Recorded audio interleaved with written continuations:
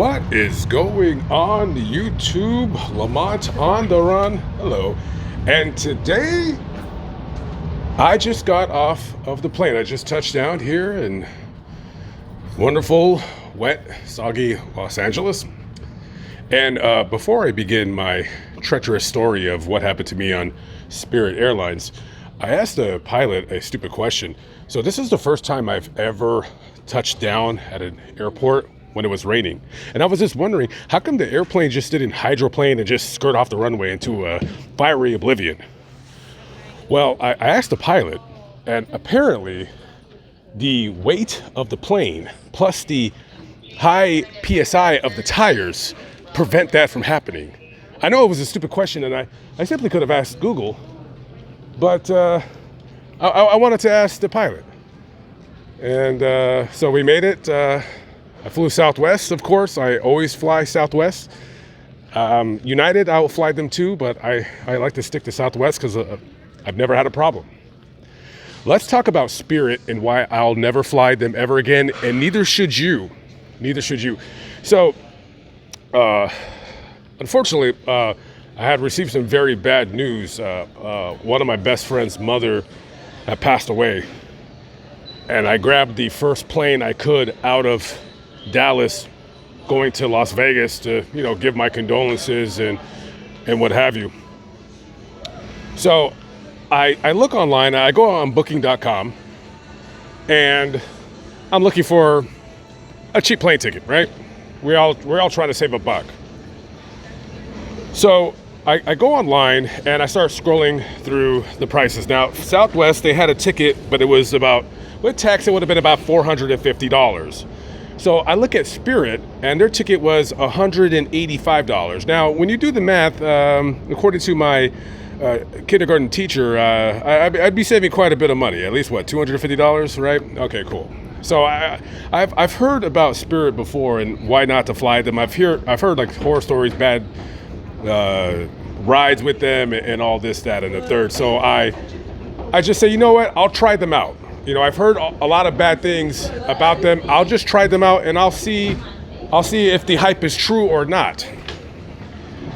So I buy the ticket. Now, the first rude awakening that I got from flying Spirit was that, well, they charge you for everything, right? So they charged me for everything.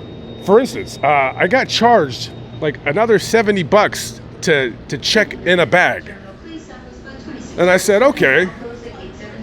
I checked in a bag, and it cost an extra $70. So the ticket ends up being $250 some odd dollars, right? So I said that's fine. That's still cheaper than $450 with Southwest. So I get to the airport, and I did not know this. But in case you did not know this, I did not know this, but now I know this, and that is that you also have to pay extra to bring a bag on board. So you see, like Frontier and Spirit and all those low-budget Dollar General style airliners, they make their money because they charge you for every little thing, and their airfare is cheap because that's how they get you. So they think that when you buy a $99 ticket, well, it'll be $99 as long as you don't bring anything with you, like nothing. Like maybe I believe you can possibly bring a purse if you're a woman, or if you're a man, or possibly a laptop. I'm not really sure, but I from what I know, they charge for everything under the sun. So I get to the the desk to check in my flight, and I noticed that they have this thing that shows if this bag doesn't fit, you have to pay an extra $99. So I had a bag with me, the same one I'm carrying on my back right now, and I see that my bag doesn't fit in this little tiny metal style box thing, right? So I go, my bag doesn't fit. Does that mean I have to pay extra? And she says, it sure does. It sure does. It sure does. So I had to pay $99.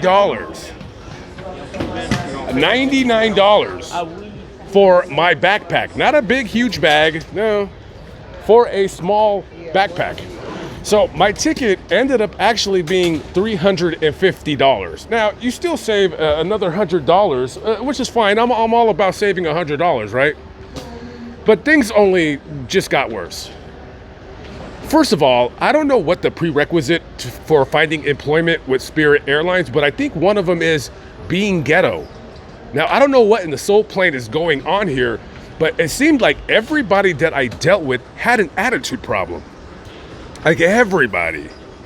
And some of you guys might think that I'm have an attitude problem as well and that I'm not very nice or whatever. And listen, you know, I don't make videos to be nice. This isn't a channel where I'm trying to feign being nice. I don't do that. I have an opinion, I do videos, and then, you know, I end the video. Do I want people to like me? Sure. Do I try to do that? No, of course not. You can't please everybody, you know? Everybody that I had an issue with, or I had an interaction with Spirit at the Dallas-Fort Worth airport was a little hood, a little gangsta, right? A little gangsta.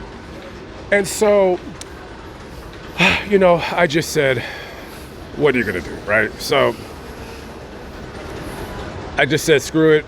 As long as the plane gets to where I'm going, I think that's my bag right there. And that is my bag. Ugh. It has wheels on it. So now we got to figure out how the hell do I get to my rental car. So anyways, so I have to deal with like a few ghetto people, and it was an unpleasant experience. So I get on the plane and I sit down, and let me tell you, the seats are the worst damn thing I've ever sat on in my life. See, they trick you because the seats are black and they look nice, but when you sit down, you realize there's absolutely no padding at all.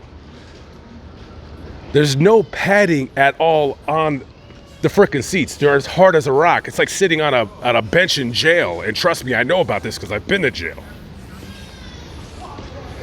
So I sat on my park bench style concrete hard seat, and I you know, and they packed them in, boy. That seat was, that flight was full, and for the next 3 hours, I sat uncomfortably pressed against the wall, just waiting for the flight to end. Now, I will give Spirit Airlines kudos for this. They got me there safely to Las Vegas, and I appreciate them for that. Right? I appreciate them for landing the plane safely. Other than that, never in my freaking life will I ever fly that terrible, terrible airline ever again. I'm just gonna fly Southwest.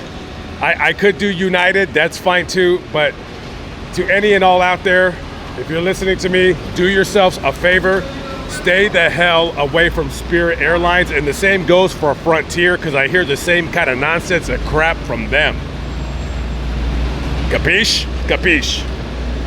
All right, guys, I'm in Los Angeles. I'll be here for about 2 weeks. I'll be hiding within the LA area, Southern California area. Might go to San Bernardino, I don't know.